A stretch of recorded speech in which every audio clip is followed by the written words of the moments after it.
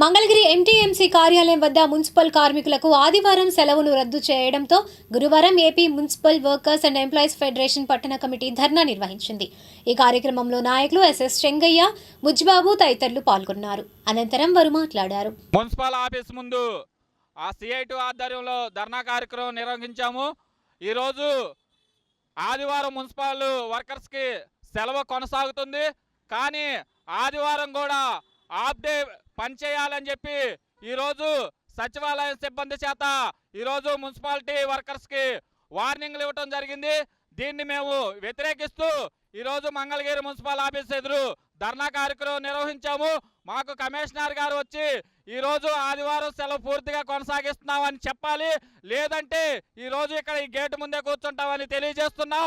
అదేవిధంగా బదిలీ కార్మికులు, ఎంబుక్ కార్మికులు నైట్ అనక పని చేస్తుంటే కనీసం వాళ్ళకి గురువారం సెలవు ఇవ్వండి అని అడుగుతుంటే పట్టించుకునే నాదులు లేడు.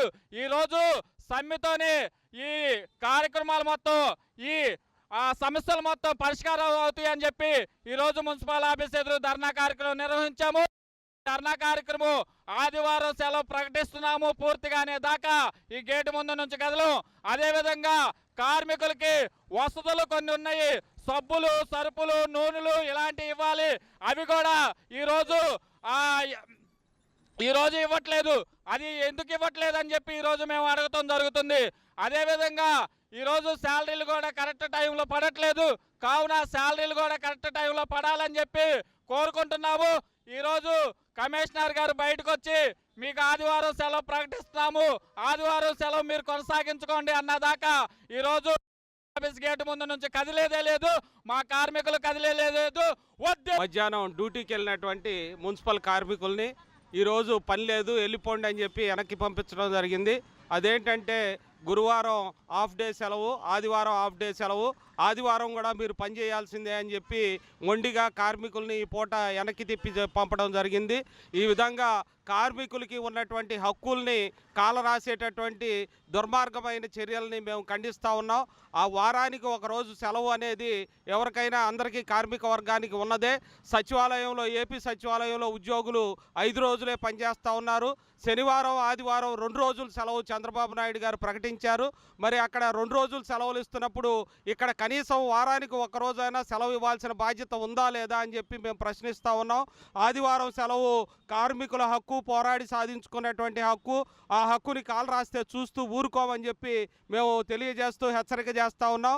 ఆదివారం సెలవు కమిషనర్ గారు వచ్చి బయటికి ప్రకటించాలని, ఈరోజు పని నుంచి తిప్పి పంపారు కాబట్టి ఈరోజు మచ్చరేసి జీతం ప్రకటించాలని చెప్పి మేము కోరుతా ఉన్నాం.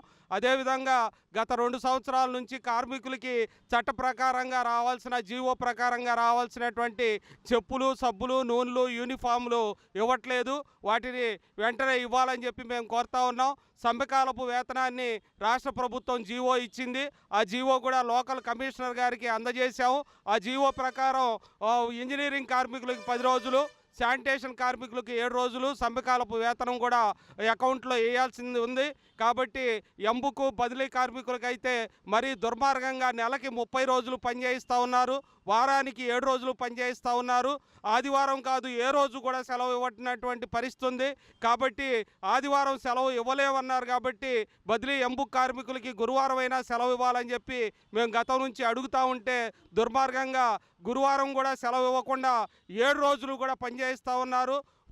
పీల్చి పిప్పి చేసి కార్మికుల శ్రమని దోపిడీ చేస్తున్నటువంటి ఈ దుర్మార్గమైనటువంటి విధానాలని మేము ఖండిస్తూ ఈ సెలవుని వెంటనే ఇవ్వాలని చెప్పి మేము కోరుతా ఉన్నాం.